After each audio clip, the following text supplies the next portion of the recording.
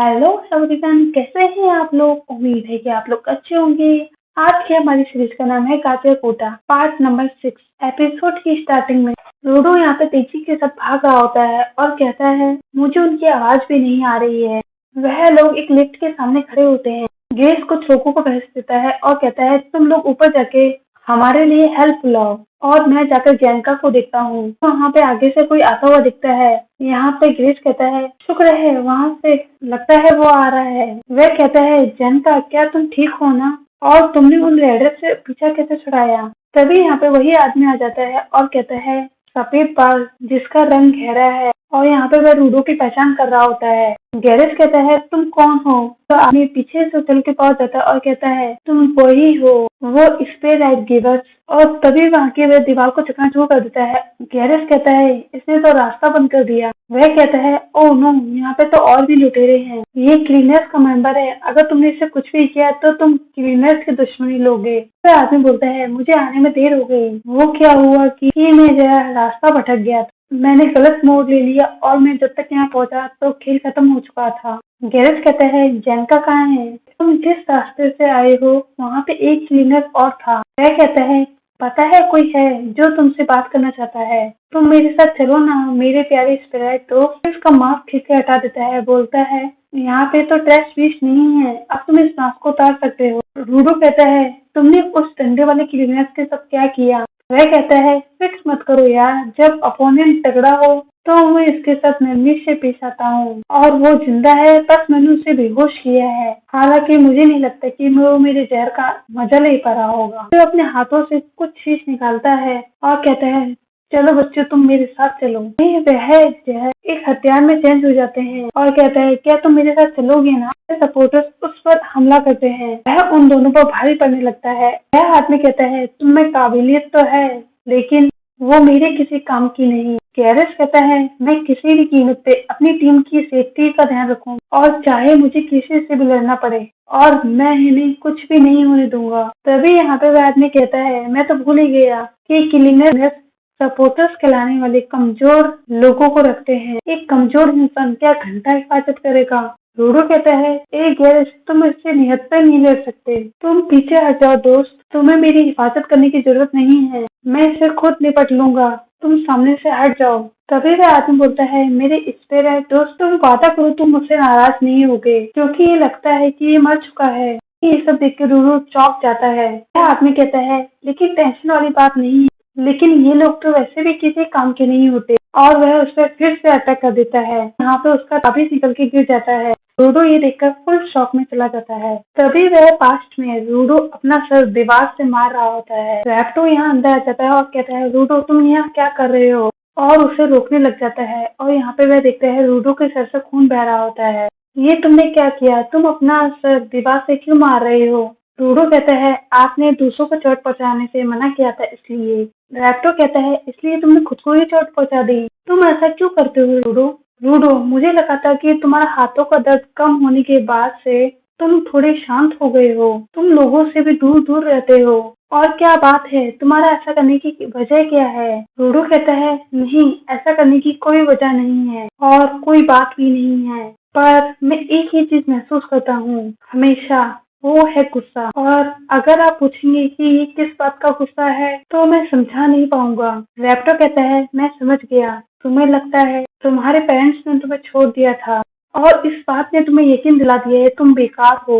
और वो एहसास इतना दर्दनाक है कि वह गुस्से में बदल जाता है, और अब तक तुम समझ नहीं पाए हो कि उसे कैसे संभालना है। रूडो कहता है बेकार होने का क्या मतलब होता है। रैप्टर कहता है चलो तुम्हारी मरहम पट्टी करने के बाद हम बाहर चलते हैं। मेरे ख्याल से तुम्हारे खालीपन की एक वजह यह है कि तुम्हें अपनी पसंद का काम नहीं मिला जो तुम करना चाहते हो, तो हम आसपास देखेंगे और तरह तरह की चीजें करने की कोशिश करेंगे, और फिर धीरे धीरे वो चीजें ढूंढ लेंगे जो तुम्हें पसंद है, और धीरे धीरे हम जब ये चीजें करते जाएंगे धीरे धीरे तुम्हारा ये खाली कमरा तुम्हारी पसंदीदा चीजों से पूरी तरह भर जाएगा। और अगर तुम्हें कोई लड़की पसंद आ जाए तो तुम मुझे पहले ही बता देना, याद रखना।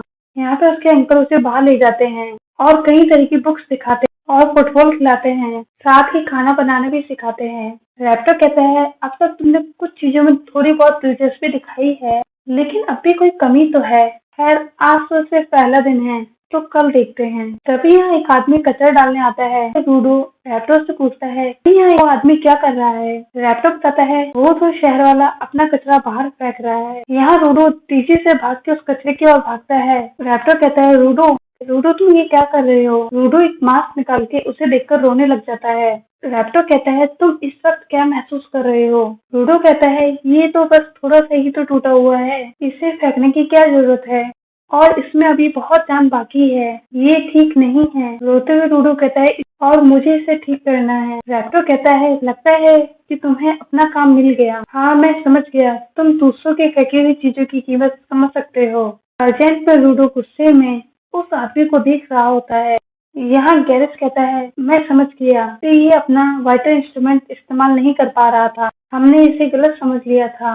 रूडो की ताकत उन चीजों को वाइटल इंस्ट्रूमेंट में बदलने की नहीं है जिन्हें वो छूता है, बल्कि उसकी तो काबिलियत उनमें छिपी हुई ताकतों को बाहर लाने की है। रूडो यहाँ पे उस ताबीज को एक बड़े से हथियार के रूप में बना लेता है। वह आदमी कहता है ये तो बहुत कमाल है, तो क्या ये तुम्हारा वाइटल इंस्ट्रूमेंट है? बताओ ना ये क्या कर सकता है, इसमें कौन सी ताकत है? मैं बेकरार हो रहा हूँ। रूडो गैरेज की तरफ देखता हुआ गुस्से में गैरेज तुम्हारी वजह से मुझे याद आया मेरा असली गोल, जो हमेशा से मैं वही करना चाहता था। अगर तुमने इसका जिक्र नहीं किया होता तो मैं इससे लड़के कभी जीत ही नहीं पाता और ना ही मैं कुछ ढंग का कर पाता। पर अब वो बात नहीं रही। मैं तुम्हारी हर कही बात को गलत साबित करूंगा और मैं तुम्हें ये बता दूंगा कि तुम सिर्फ बकवास कर रहे थे और कुछ नहीं। अब तुम्हारी खैर नहीं। वह आदमी बोलता है अरे रे बच्चे को तो गुस्सा आ गया। मुझे तगड़े फाइटर और ताकतवर गिवर्स में लड़ने में काफी मजा आता है। मेरा नाम है जय बावोंगा। तुम्हें अपने साथ ले जाने से पहले क्यों ना थोड़ी मस्ती कर ली जाए। तुमने क्या नाम बताया अपना? रूडो कहता है मैं रूडो हूँ, भूलना मत। जयबा कहता है ओके। चलो एक दूसरे के टुकड़े टुकड़े करते हैं, और वह तेजी से रूडो पर वार करने की कोशिश करता है। तभी यहाँ पे दूसरा सपोर्टर बोलता है तुम्हारा तो बहुत खून बह रहा है। गैरेज कहता है मुझे कुछ नहीं हो, और मन में सोचता है कि रूडो पहले तुम अपना बदला पूरा नहीं कर पाए थे। रूडो पिछली बार तुम अपना ठीक से इंस्ट्रूमेंट इस्तेमाल नहीं कर पाए थे। तुम्हारे अंदर के जज्बात, तुम्हारी मायूसी और गुस्से ने तुम्हारा असली मकसद भुला दिया था। लेकिन अब फिक्र की कोई बात है ऐसा नहीं लगता। जेबा कहता है मुझे तो लगा था तुम मुझसे लड़ना चाहते हो, तुम तो हिल भी नहीं पा रहे, क्या तुमने पहले ही हार मान ली?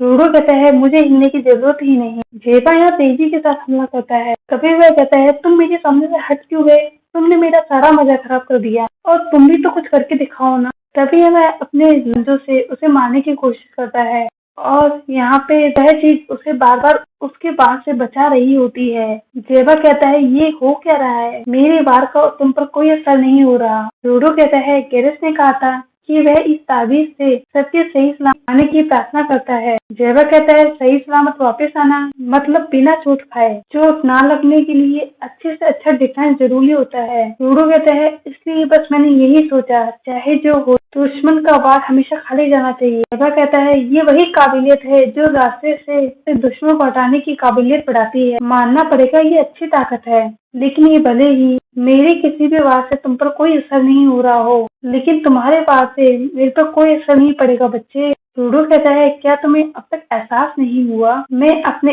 बिना एक भी कदम आगे बढ़ा तुम्हारे हर वार को नाकाम कर रहा हूँ, और मैं अपनी जगह से हिल भी नहीं रहा। जेबा कहता है क्या तुम कुछ भी बके जा रहे हो। रूडो कहता है इसका मतलब मुझे पता है तुम अपना अगला वार कहाँ करने वाले हो। जेबा यहाँ फिर से एक बार तेजी के साथ वार करने आ रहा होता है। रूडो मन में सोच रहा होता है मैं इस ताबीज का इस्तेमाल हमला करने के लिए नहीं कर सकता, क्योंकि इसमें ग्रीस की प्रार्थना बसी है। मैं उसके मनपसंद हथियार मुक्की का इस्तेमाल करके और तुम्हारा मुंह तोड़ दूंगा। और रूडो यहाँ तेजी से मुक्का मारता है। जेबा तेजी से हंसते हुए कहता है तुमने तो मुझे हिला कर रख दिया, तुमने इस बड़ी सी चीज को बुलाया और तुमने मेरी चालें समझी और मुझ पर हमला कर दिया, ये कैसा चक्कर चलाया तुमने। रूडो कहता है याद है तुमने अपने साथ ले जाने से पहले तुम्हें थोड़ी मस्ती करनी थी, अब मैं तुम्हें दिखाने वाला हूँ कि मस्ती किसे कहते हैं। जेबा कहता है ठीक है मैं तुम्हारी बात समझ गया, तुम्हारे सामने मेरी दाल नहीं गलने वाली।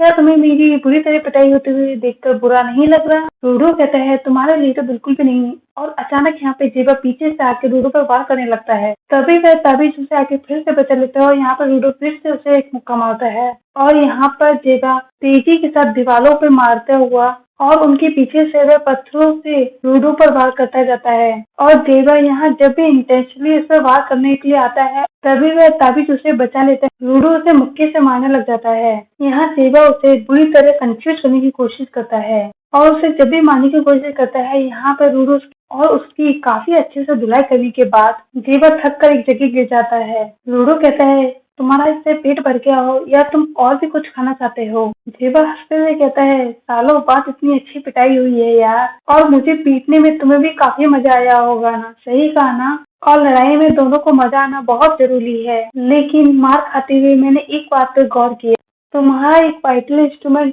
बुरे इरादों को भी भाप लेता है और हमलावर को तुम तक पहुंचने भी नहीं देता। बहुत सही है यार। पता है जब मैंने धूल के कुमार के बीच में से मलबा फेंका था तब मैंने देखा तुम्हारा वाइटल इंस्ट्रूमेंट उन चीजों को नहीं रोकता जो बुरे इरादे से नहीं आती। रूडो कहता है हाँ तो इसमें कौन सी बड़ी बात है। जेबा कहता है मेरा वाइटल इंस्ट्रूमेंट मान के रहा, इसके दाहिने पंजे में एक ताकतवर न्यूरोटॉक्सिन है। तभी वह अपने अंदर से ब्लड निकालने लग जाता है। रूडो कहता है ये कर क्या रहा है। जेबा पागलों की तरह हंसता हुआ कहता है जब भी मैं ऐसा करता हूँ मुझे काफी मजा आता है और कहता है मुझे दर्द हो रहा है लेकिन दिमाग काम नहीं कर रहा है। ओके अब सुनो रूडो, अगर मैं होश खो दूं और बिना सोचे समझे पागलों की तरह यहाँ वहाँ भटकने लगूं तुम्हारी तरफ आने वाली बुरे इरादों को भाप लेगा, मुझे बस यही देखना है। कुछ देर रुकने के बाद फिर एक तेजी के साथ वार करता है और ये एपिसोड यहीं खत्म होता है दोस्तों। चलिए अगर आपको ये एपिसोड पसंद आए तो मुझे कमेंट करके जरूर बताइए और साथ ही मुझे सपोर्ट करने के लिए मेरे चैनल को सब्सक्राइब करिए एंड अपने दोस्तों के साथ शेयर कीजिए। अगर आपको एपिसोड पसंद आए तो लाइक जरूर कीजिए और अगर आप इसके पिछले पार्ट देखना चाहते हैं तो मेरे चैनल पे जाकर इसकी प्लेलिस्ट जरूर चेक कीजिए। तो चलिए फिर मिलेंगे, टिल देन बाय बाय।